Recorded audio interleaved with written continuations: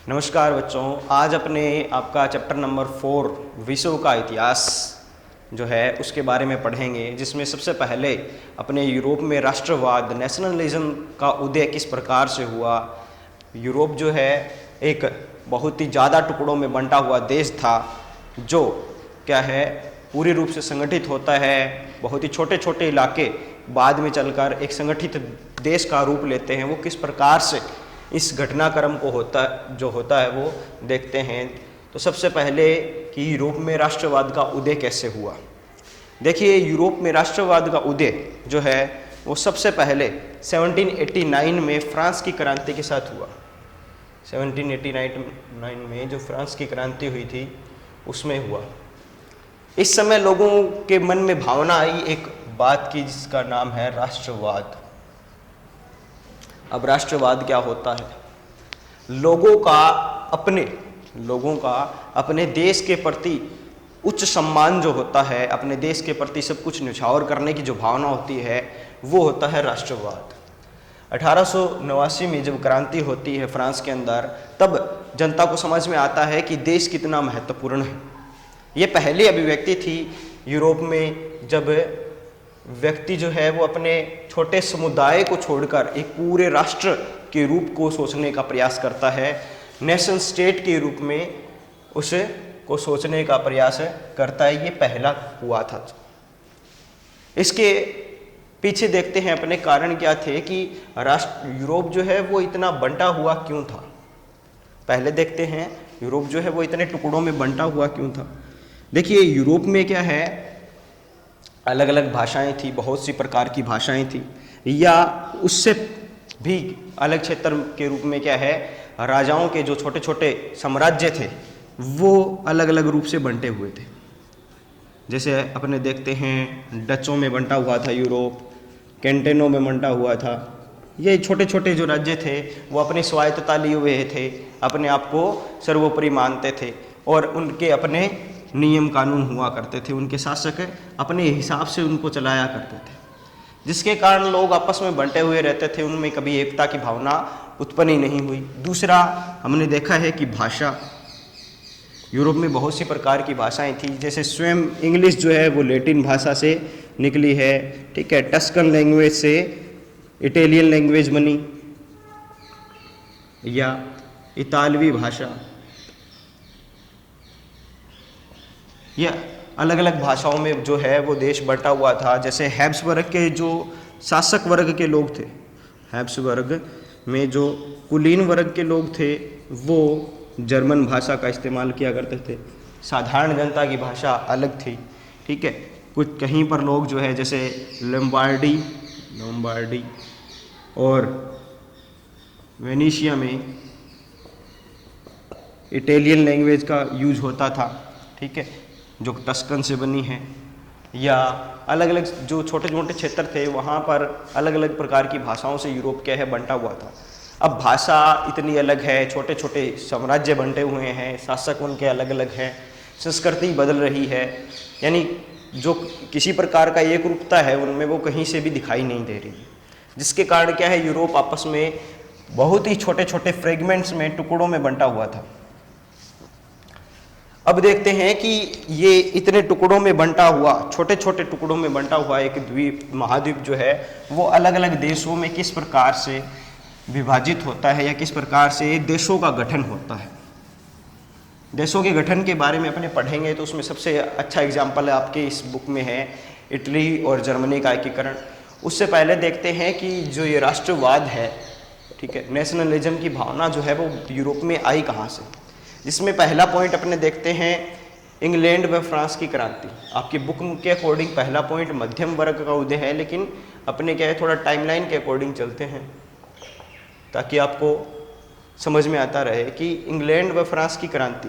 देखो, इंग्लैंड में क्रांति होती है 1688 के अंदर। इस क्रांति के तहत क्या पता चलता है, ये एक गौरवपूर्ण क्रांति मानी जाती है, रक्त विहीन क्रांति मानी जाती है। इस क्रांति के अंतर्गत होता क्या है कि जब वहाँ के जो राजा थे वो स्वयं को क्या है दैवीय अधिकारों से सुशोभित मानते थे कि हमारे पास वही दैवीय अधिकार है, हमें भगवान ने पावर दी है, उसी पावर के आधार पर हम क्या है, निरंकुश है, हम पर कोई अंकुश नहीं लगा सकता, हमें किसी पर प्रकार से बाधित नहीं है, हम जो कहेंगे वही कानून होगा। लेकिन इस क्रांति के बाद जनता ने उनको सिखा दिया कि नहीं भैया ऐसा नहीं चलेगा, कोई भी है वो अपने स्थान पर है, किसी भी प्रकार का कोई देवी अधिकार किसी को नहीं मिला है। ठीक है, जनता जो है वो सर्वोपरि होगी और उसकी भलाई क्या होगी, सबसे उचित होगी, कोई भी राजा निरंकुश नहीं होगा। इस क्रांति से क्या मिल गया, लोगों को देवी अधिकारों का जो परपज या कुचक्कर जो निरंकुश राजाओं ने चला रखा था उससे छुटकारा मिलता है। ये क्या है, पहले अभी कारण बनता है कि यूरोप में क्या है, राष्ट्रवाद आए। लेकिन जो सबसे पुख्ता और सबसे इंपॉर्टेंट जो कारण बनता है वो बनता है फ्रांस की क्रांति से। फ्रांस की क्रांति एक प्रकार से क्या है, सभी क्रांतियों की जननी कही जा सकती है। पूरे दुनिया में जितने भी लोग आज़ाद हुए, स्वतंत्र हुए, या जिनमें स्वतंत्रता की भावना उत्पन्न हुई, उन सभी के ये पीछे के कारण फ्रांस की क्रांति थी जो 1789 में होती है जनता के द्वारा। इस क्रांति का प्रमुख लक्ष्य था स्वतंत्रता, कि व्यक्ति की स्वतंत्रता, उसका समाज में समानता का भाव मिलना, उसकी अभिव्यक्ति की आज़ादी होना, उसको निर्विवाद रूप से घूमना फिरना, सब कुछ प्रकार की जो आज़ादी है वो क्या है, सबसे ज़्यादा इम्पोर्टेंट है। कोई भी राजा, कोई भी राजतंत्र या किसी भी प्रकार के नियम कानून, किसी भी प्रकार के दैवीय गुण स्वतंत्रता से, व्यक्ति की स्वतंत्रता से उच्च नहीं हो सकते। सबसे उच्च स्थान जो है वो व्यक्ति की स्वतंत्रता है, उनके समाज में समानता है। यह बात 1789 की फ्रांस की क्रांति से यूरोप के अन्य देशों में फैलनी शुरू हुई। अब फ्रांस में तो ये क्रांति हो जाती है और लगातार फ्रांस में क्रांति चलती रहती है। 1789 से 1848 यानी 1848 तक ये क्रांतियाँ चलती जाती है। क्रांतियों का एक दौर चल पड़ता है यूरोप में। इस क्रांति के बाद एक टाइम ऐसा आता है 1796 में के लगभग क्या है, नेपोलियन जो है वो फ्रांस को संभाल लेता है, यानी नेपोलियन का उस पर शासन हो जाता है। अब नेपोलियन ने कुछ ऐसे कार्य किए थे जिनके कारण बाकी जो यूरोप के राजा थे उनको बहुत ज़्यादा परेशानी होने लगी, क्योंकि फ्रांस से नेपोलियन निकला था और फ्रांस से ही क्या है, राष्ट्रवाद, लोकतंत्र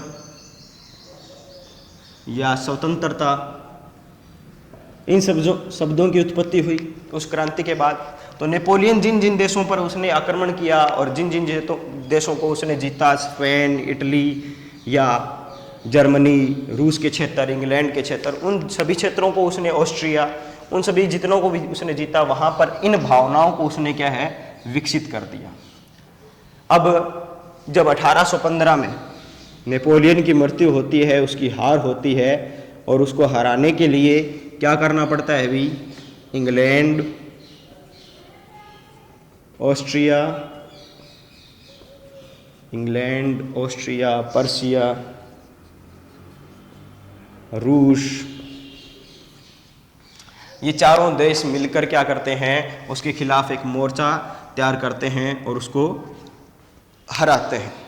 अब जब ये चारों देश जीत जाते हैं तो ऑस्ट्रिया का जो विदेश मंत्री है वो कहता है कि भाई इस जीत का तो क्या होना चाहिए, सेलिब्रेशन होना चाहिए, हमने जो कुछ जीता है उसके बदले सभी को क्या है, इनाम मिलने चाहिए।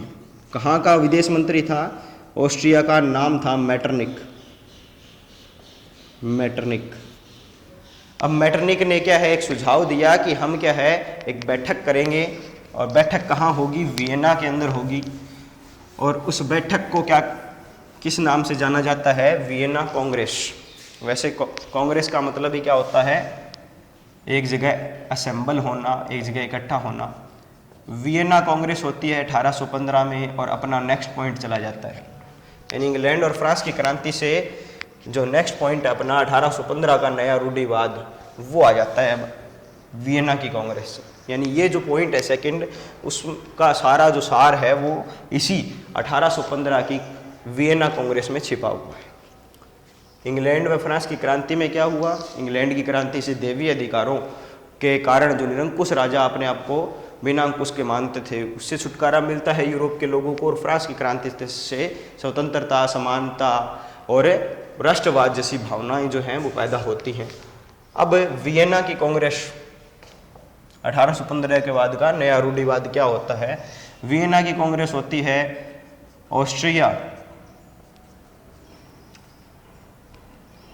ऑस्ट्रिया के जो फॉरेन मिनिस्टर थे, विदेश मंत्री थे, वो क्या करते हैं, कहते हैं कि जितने भी देश हैं जिन्होंने मिलकर नेपोलियन को हराया है, उन सभी को क्या मिलना चाहिए भी? इनाम मिलना चाहिए।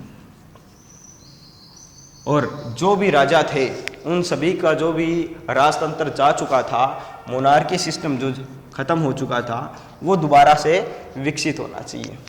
तो ये 4 देश जो हैं वो आपस में एक बैठक करते हैं वियना में, ऑस्ट्रिया, रूस, इंग्लैंड और पर्शिया। इन चारों की बैठक से सुझाव क्या निकलता है कि जो जो क्षेत्र जिन राजाओं ने हारे हैं, उन राजाओं को वो क्षेत्र क्या है, दोबारा से लौटा दिए जाएं, ताकि दोबारा से क्या हो सके, राजतंत्र विकसित हो सके। क्या हो सके? राजतंत्र। इसका उद्देश्य क्या था? दोबारा से राजतंत्र विकसित हो सके। जो लोगों के अंदर लोकतंत्र की भावना उत्पन्न हो रही है वो नष्ट हो सके, स्वतंत्रता की भावना लोगों के अंदर से नष्ट हो सके।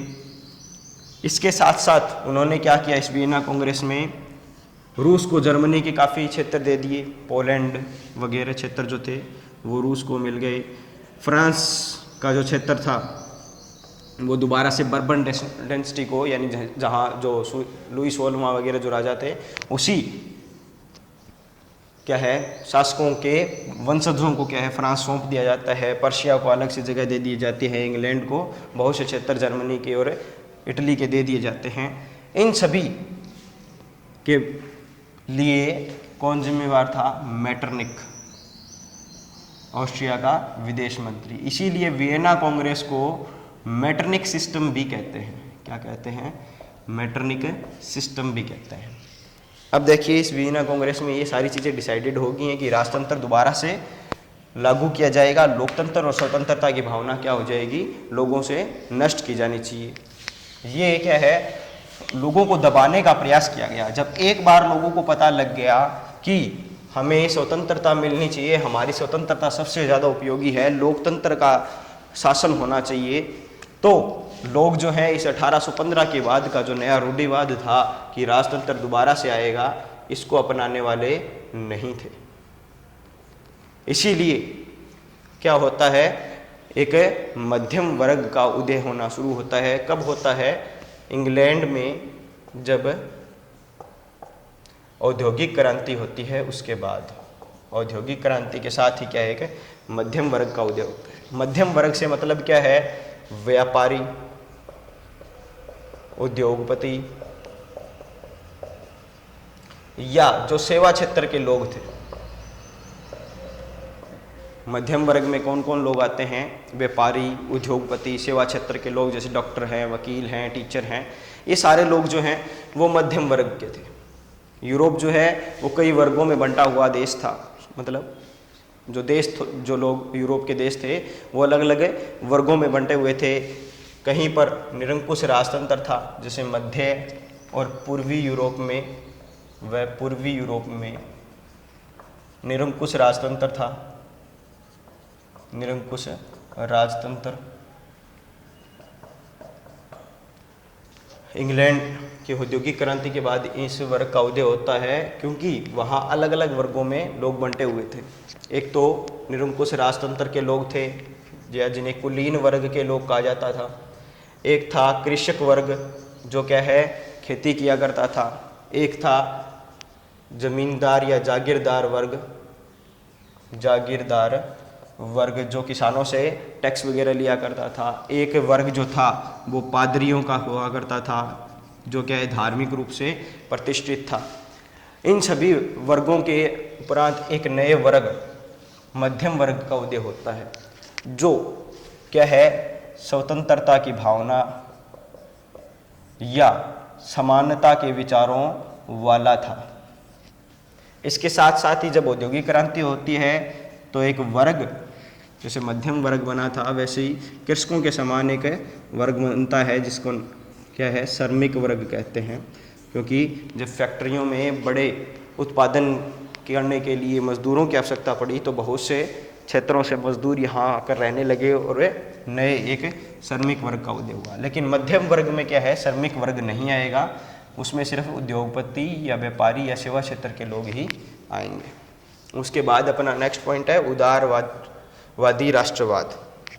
उदारवादी राष्ट्रवाद का मतलब क्या हो गया भाई कि मर्यादित रूप से स्वतंत्रता का इस्तेमाल किया जाए, समानता से सभी को क्या है, प्रत्येक अधिकार दिया जाए। मर्यादित रूप से स्वतंत्रता मिले, सभी को समानता के साथ क्या है, सारे अधिकार दिए जाएं, वो क्या है, उदारवादी राष्ट्रवाद है। उदारवादी राष्ट्रवाद। अब जो मध्यम वर्ग के व्यापारी लोग थे, मध्यम वर्ग के व्यापारी लोग थे, उन्हें अपने आय को बढ़ाना था, व्यापार को और लंबे क्षेत्रों, दूर क्षेत्रों तक पहुंचाना था। अब जैसे देखिए कि मैंने बताया था कि 1815 से नेपोलियन बहुत से क्षेत्रों को जीतता है। उससे पहले तो उसने क्या किया, जर्मनी के 300 से ज़्यादा क्षेत्रों में बंटे हुए, यानी जर्मनी जो था वो 300 से ज़्यादा क्षेत्रों में बंटा हुआ था, उसको क्या करता है, 39 स्टेट्स में बांट देता है, 39 क्षेत्रों में बांट देता है। जब वियना कांग्रेस का फैसला आता है तो कहते हैं कि भी इन 39 को दोबारा से 300 में तो बांटा नहीं जा सकता, इनको क्या है, अलग अलग राजाओं को बांट दो और क्या कर दिया जाए, इनकी अलग अलग तो मुद्रा हो, अलग अलग मुद्रा, या इनके अलग अलग क्या है, नापतोल का प्रावधान बना हुआ था। अब इस सभी के कारण और इतनी सारी सीमाओं को पार करने के कारण जो सीमा शुल्क लगता था, उस सीमा शुल्क की समस्या से क्या थे, व्यापारी परेशान थे। क्योंकि अलग अलग मुद्रा या अलग अलग नापतोल की विधि, सीमा शुल्क या इतने राज्यों को सीमा को क्रॉस करना क्या है, व्यापारियों के लिए बहुत ज़्यादा नुकसानदायक होता था। इन सभी नुकसानों के कारण व्यापारी जो थे वो ये चाहते थे कि उनके जो नुकसान है उसका भरपाई हो, कैसे इसका क्या हो, दोबारा से हल निकले।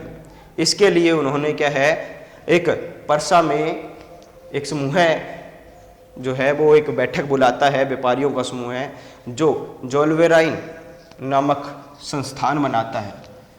जोल्वेराइन नामक एक संस्थान बनाता है, इसको कहते हैं शुल्क संघ। शुल्क संघ कहाँ होता है,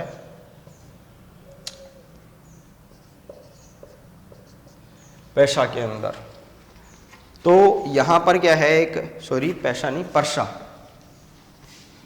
परसा के अंदर क्या होता है कि सीमा शुल्क संघ बना दिया जाता है, जिसको कहते हैं जोल्वेराइन। यह क्या कर देता है, सीमा शुल्क को हटा देता है, सीमा शुल्क को क्या कर देता है, हटा देता है, जिसके कारण व्यापारी एक दूसरे से मिलने जुलने शुरू हो गए।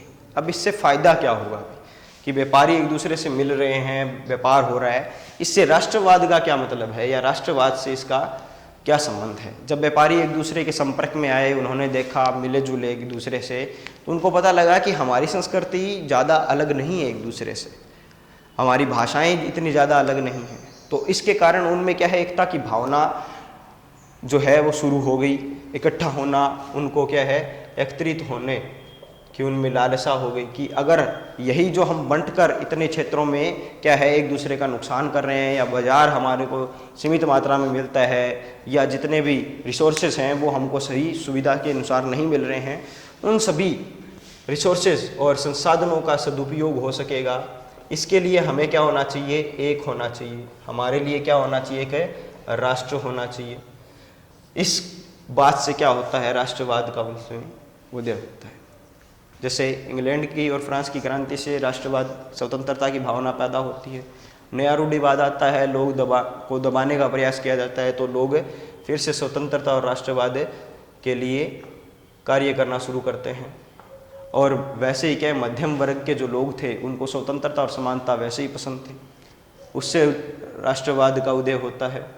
और यह जो अपना उदारवादी राष्ट्रवाद है, यानी अपने सभी लोगों का क्या है, भला हो सके, इस आधार पर राष्ट्रवाद की भावना को क्या है विकसित किया गया।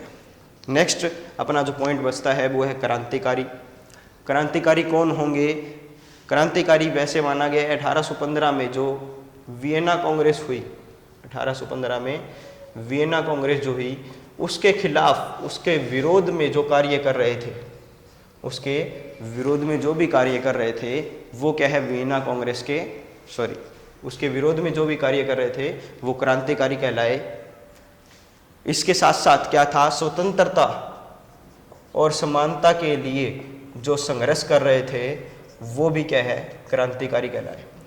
और साधारण सी बात है, बिना क्रांतिकारियों के क्रांति और राष्ट्रवाद जैसी चीज़ों का विकास होना पॉसिबल ही नहीं है। तो इस पूरे जो क्रांति होती है या यूरोप में राष्ट्रवाद विकसित होता है उसके पीछे क्रांतिकारियों का बहुत बड़ा महत्व था। नेक्स्ट और अपना सबसे अच्छा पॉइंट कि भाषा और लोक कथाओं का योगदान। देखो भाषा जो है वो जोड़ने का कार्य भी करती है और तोड़ने का कार्य भी करती है। हमारा देश जो है भारत, उसकी एक राष्ट्रभाषा है, हमारी मातृभाषा है हिंदी, और इस हिंदी के कारण ही हम क्या है एक दूसरे से जुड़े हुए हैं। पूरा जो भारत है वो एक दूसरे से जुड़ा हुआ है एक भाषा के आधार पर। उसी तरह से क्या है भाषा भी इन लोगों को आपस में जोड़ने वाली थी।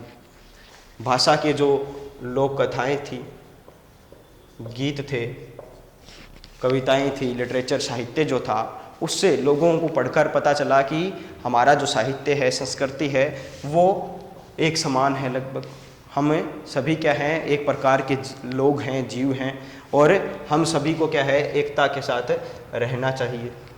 इसके अलावा अगर भाषा को दबाया जाए या भाषा रूपी संस्कृति को विखंडित किया जाए तब भी लोग क्या है आकर्षित होंगे और राष्ट्रवाद की भावना उनमें उत्पन्न होगी। जिस प्रकार से एग्जाम्पल दिया गया है कि रूस को जब पोलैंड का क्षेत्र दे दिया गया वियना कांग्रेस के द्वारा, तो रूस ने क्या किया, वहाँ पर वहाँ के स्कूलों में या वहाँ के राजकार्यों में राजकार्यों में भाषा जो थी वो रूस की भाषा को लगा दिया गया। लेकिन वहाँ के पादरी या जितने भी धार्मिक कार्य होते थे उसमें पोलिश भाषा का इस्तेमाल होता था, जिसके ये एक प्रकार का क्या था, लोगों का विरोध था रूस के प्रति कि हमें रूस की जो अधिकारता है हमारे ऊपर उसको स्वीकार नहीं करते हैं।